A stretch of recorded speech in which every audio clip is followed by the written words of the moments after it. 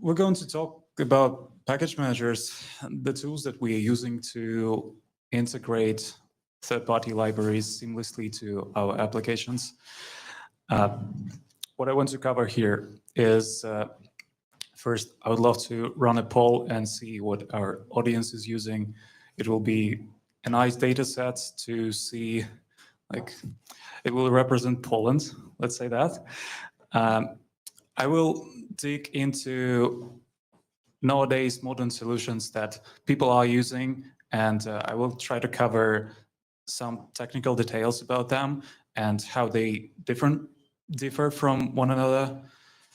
I will run a live benchmark so you can see yourself the speed comparisons of them, and I will talk a bit about migration, what does and does not make sense for me subjectively, but you may find it's interesting.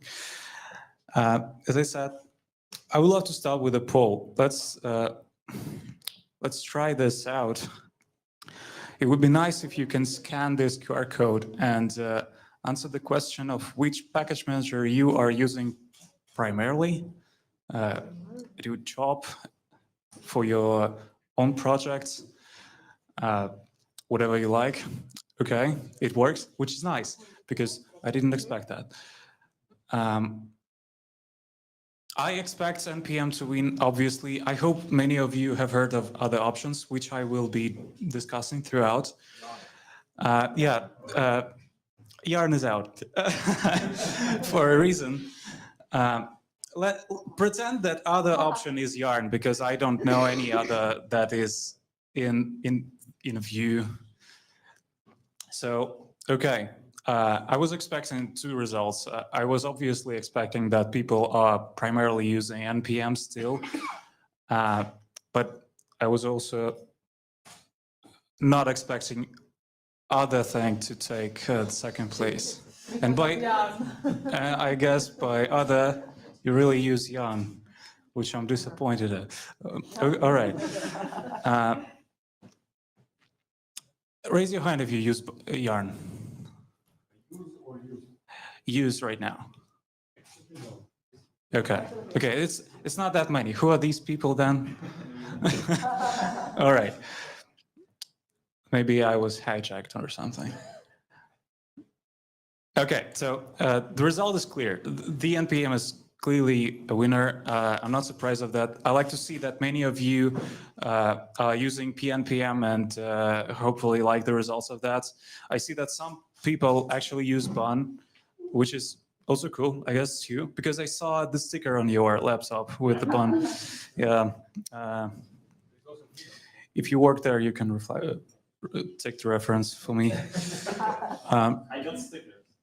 No, I'm not interested in stickers in particular, but thank you.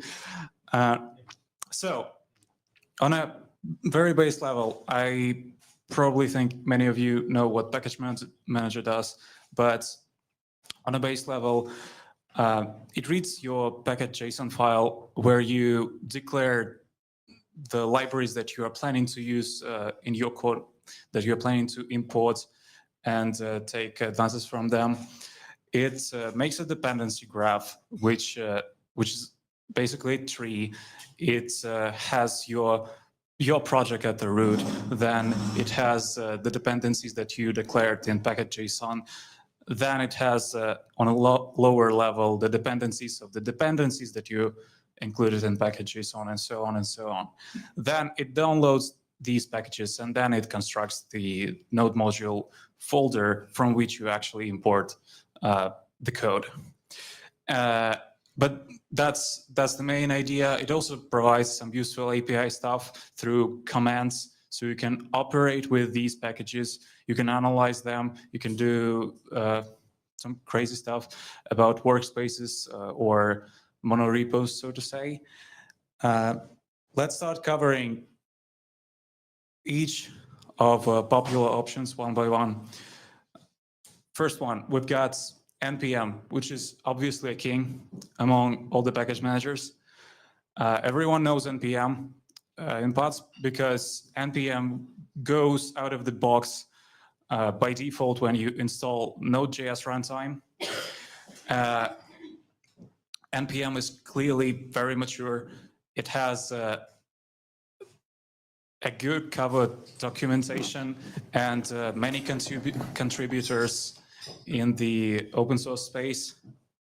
But honestly, in comparison to competitors, npm is freaking slow, and npm is not very space efficient. So I've got a pointer here.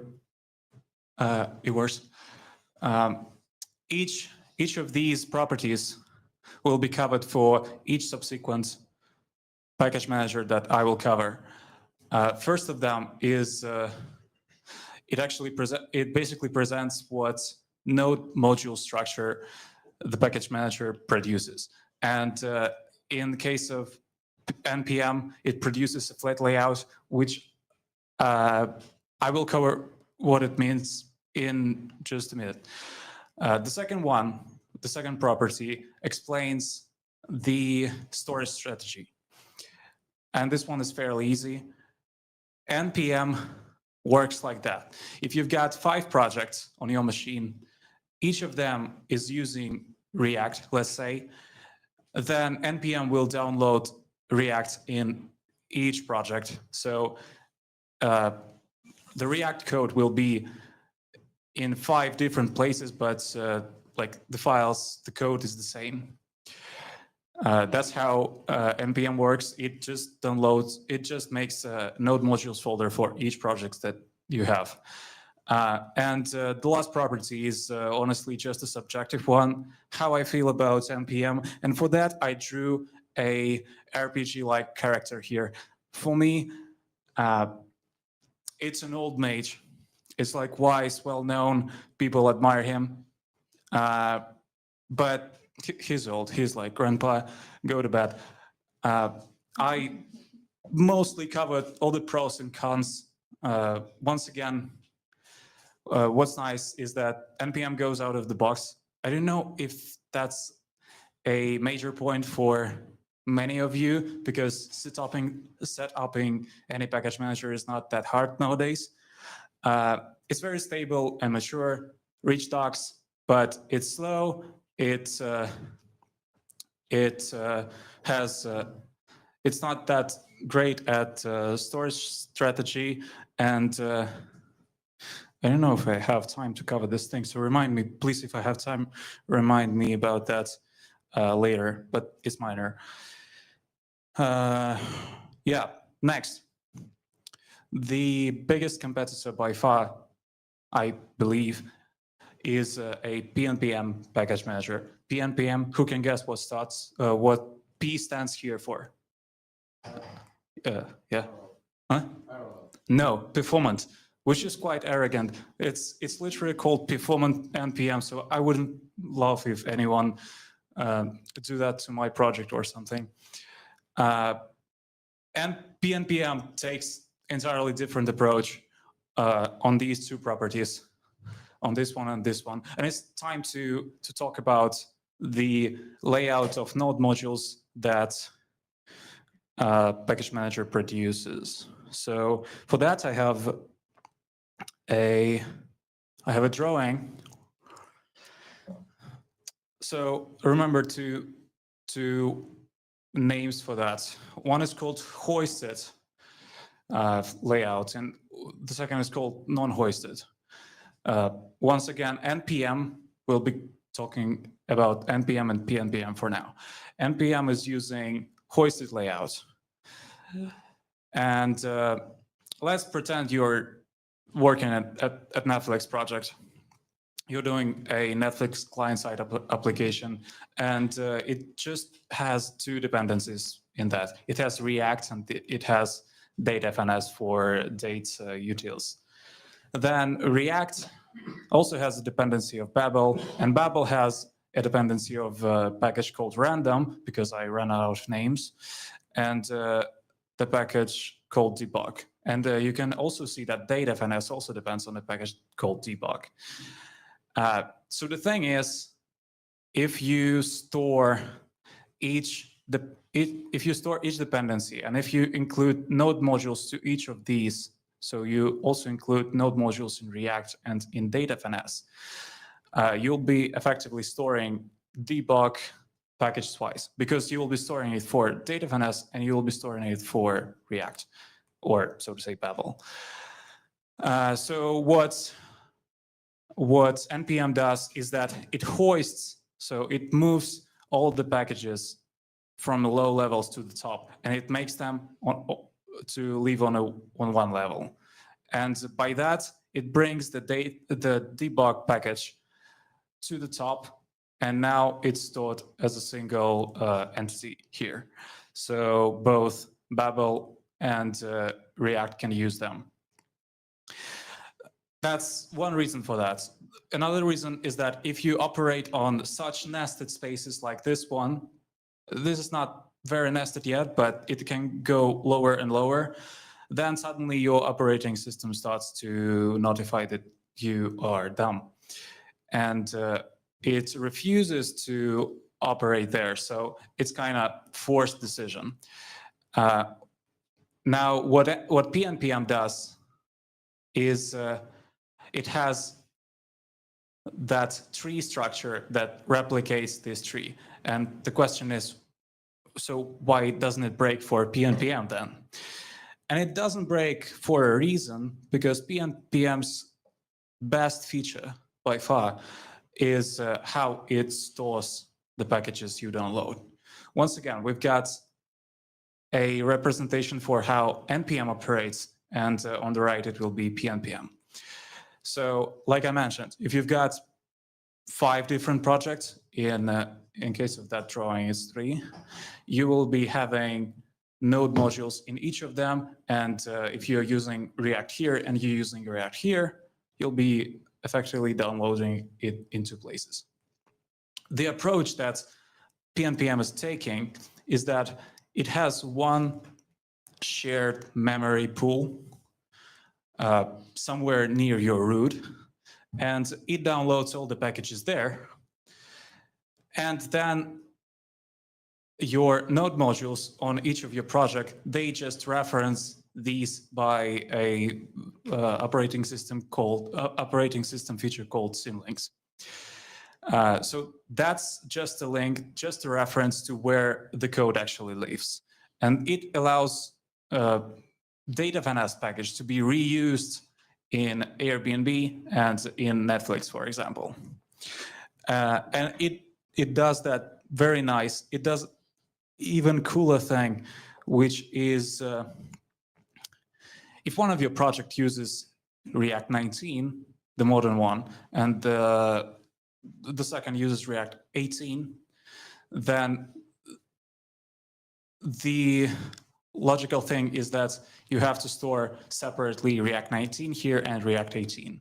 But pnpm seeks for files that haven't been different from going from one version to another, and it stores them in unified manner. So if, for example, README file didn't change from version 18 to version 19, it will be stored somewhere here.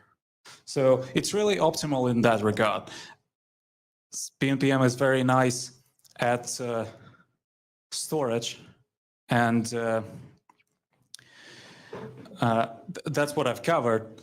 It has a non-hoisted layout, and it has a global store which allows you to save a lot of memory on your machine. And pnpm is fast and space efficient, because the global storage is not the only feature. It's also the upgraded algorithm of how you install packages and how you operate with them. It works just faster than in npm. For me, that's what I got from a generation. I wanted to have a robot, not a robot, but mechanism with empty pods, and these empty pods, they kind of simulate these links to a global storage, so it's like efficient. It doesn't have solid pods in body where it doesn't need them to be. What are the cons of that? So the one con that I included, it's not default. You have to install it. Yeah, and you have to go through the docs. Honestly, it's just one command, so fairly easy. And if you are operating on a shit legacy code base, then you may face issues because your code base may assume that you are using the structure of node modules which npm is using. So to say, flat one. And by far, what I found is that the only issue that people are facing is this one. I don't know. I don't believe that. But if you've got anything like that, you can raise your hand later and tell us about it. Bun. Are there people who don't know about Bun? Can you raise your hand? Cool, not that much. Bun is a new cool kid in the town. It's not only a package manager, it's a whole ecosystem that includes JavaScript runtime, the competitor to Node.js, the package manager, the bundler, and test runner. And I won't be talking about that. I will be talking about package manager in specific. There is not that much to say here in comparison to pnpm, for example. So Bun tries to make it as compatible as possible, so you can easily migrate from npm, which people are largely using, to Bun. So they produce the same npm layout. But what's crazy about Bun is that the creator of Bun, Jared, is a very tech genius, and he used a language called Zig, which is a language where you allocate memory manually, and he created like very fast algorithms for resolving all the dependencies and installing them. So it's freaking fast. It's hilariously fast. It's by far that I know 50 times faster than npm, and something like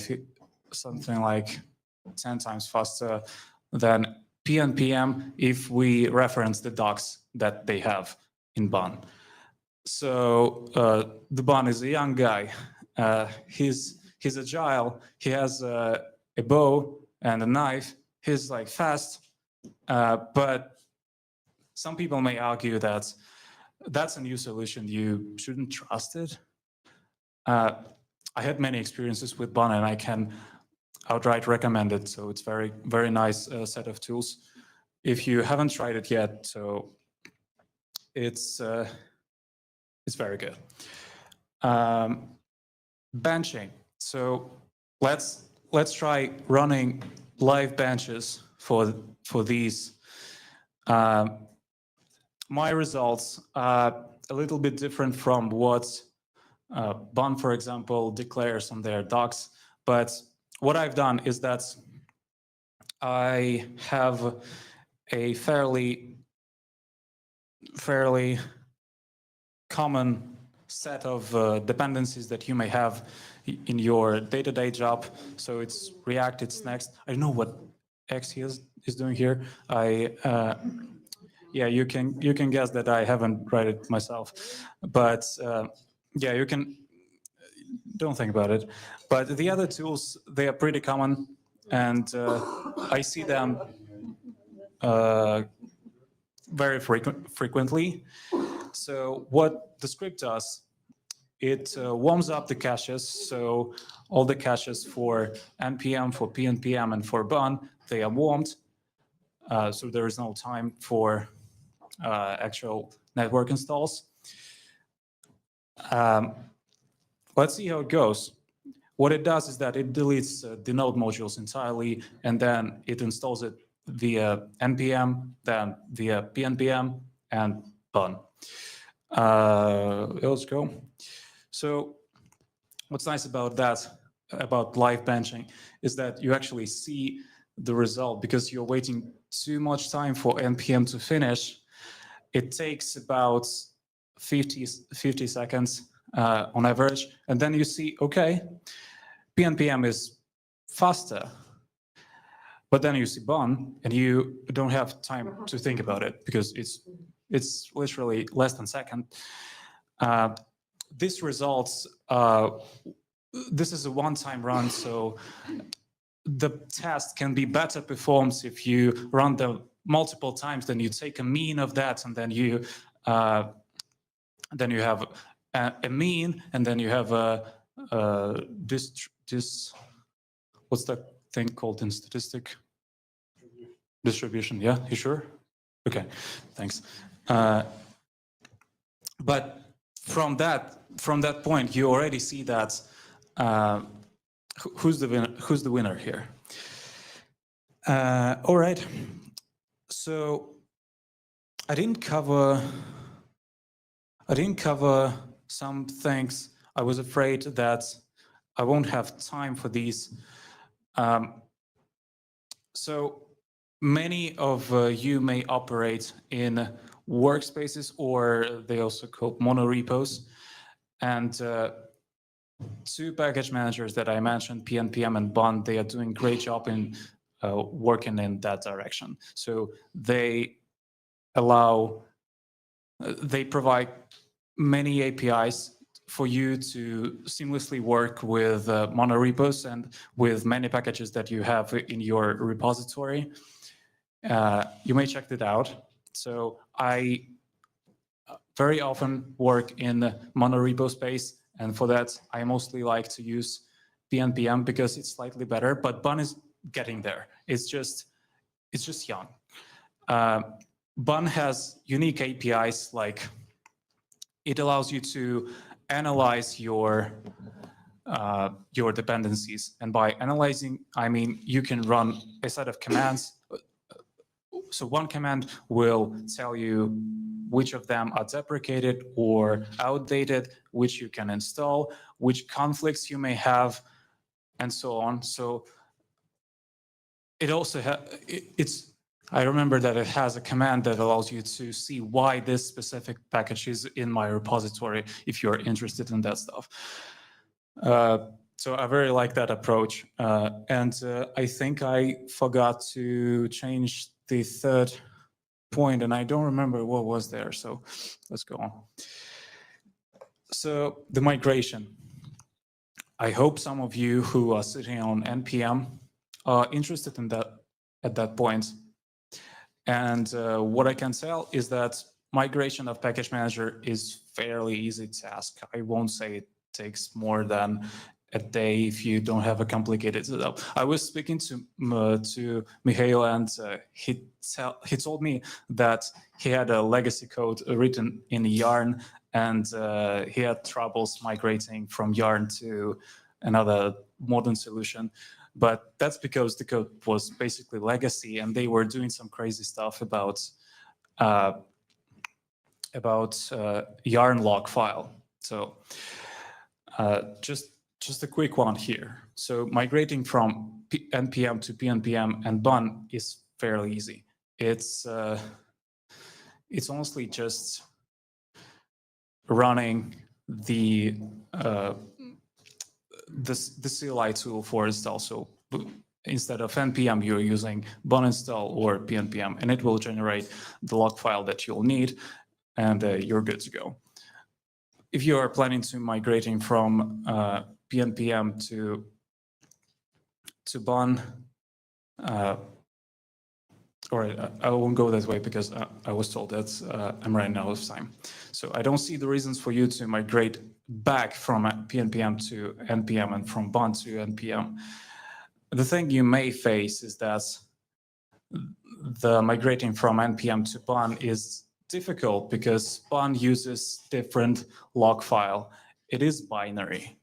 It is not JSON log file like npm is using, and you may have troubles with that. But once again, I saw that response from people, but I haven't faced it myself. So I think it's good. Yeah, that's it. Thank you for the talk. If you want to know more information about that, all the resources that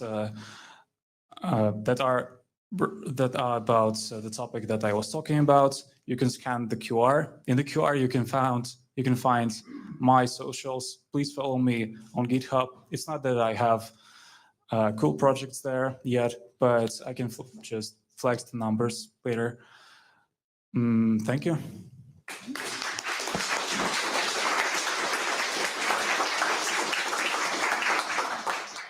Thank you, Anton, for your presentation. We have time now for questions. If you allow me, I will have one question to you as well, because you said that pnpm is storing the packages actually in a global store, right? What if a user or a developer, sorry, would like to uninstall one of the packages? Does it go like under the hood and checks like in which repos does it appear, or it just uninstall it? Do you know how it works?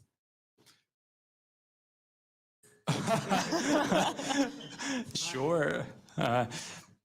I actually, yeah, honestly, I don't know. I think what it does is that, yeah, I do think that it maintains some kind of set where it has information that, okay, this package, this project is using this package, and this project is also using that package, so don't delete it entirely. That would be a really logical thing to do, but I won't be telling that it works like that 100%. But I'm pretty sure it works like that. You have the answer to it. I have comments. Sure. So first, PNP. Only questions or the answer to the question, please? PNPM has a mode to emulate NPM hosting, so you can enable it if you want PNPM to act like NPM. Yes. And to answer Martina's question, PNPM stores all the packages in a central store and then tracks the usage. And if you can purge the store, you can clean up unused packages if none of your projects are using them anymore. But if at least one of them uses it, the package will stay in the global store. Thank you. Thank you very much. Yeah. Okay. There is one question in behind. Please.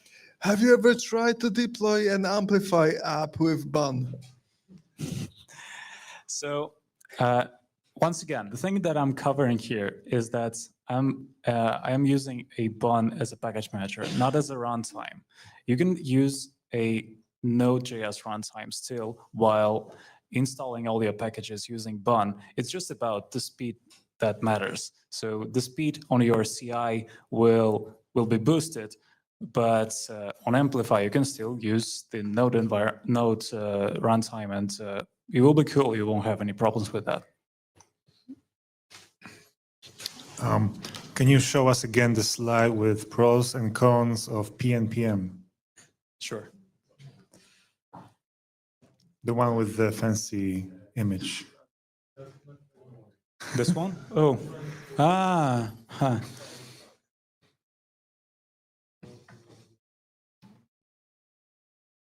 Yeah, just don't ask what's between his legs, okay?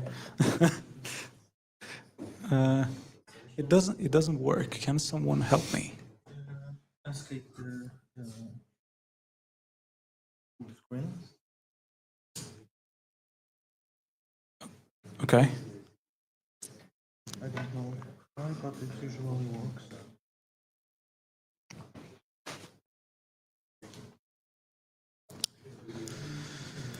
You can try another slot, the top one.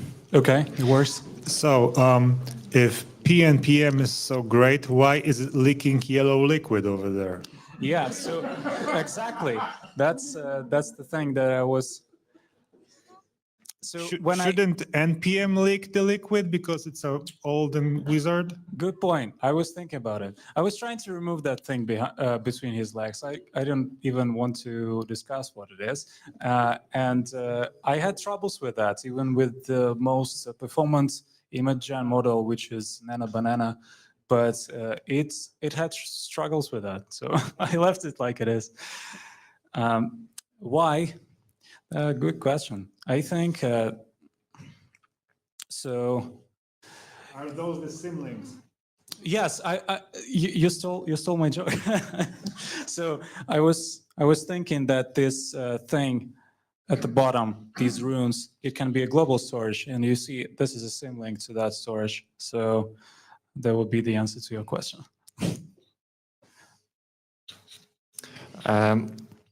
One more question. Like according to the polls that we had in the beginning, I think a lot of people use Yarn here, and I'm curious where, on your opinion, Yarn stands in this list of package managers. I think we should compare it with pnpm, maybe because they were both introduced in the same year. Doesn't make sense to compare it with ban because it's too young, and doesn't make sense to compare with npm because it's too old. So just taking pnpm and Yarn, what's better?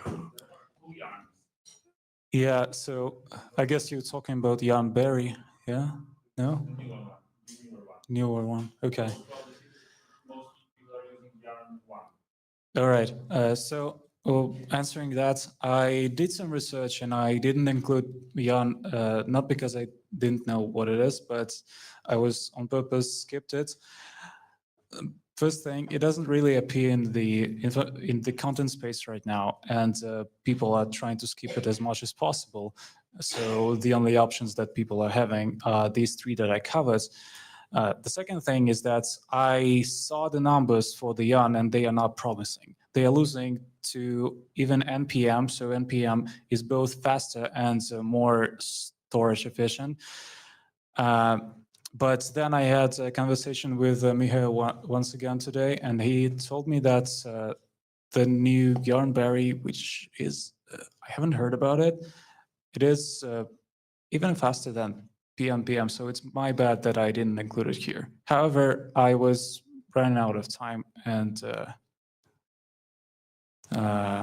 yeah, it could be that I had no time for that.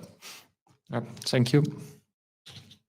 That was actually the last question, unless we have time, unless we have a question from the streaming. No question. Okay. Sorry, yeah, but we are running also a bit out of time.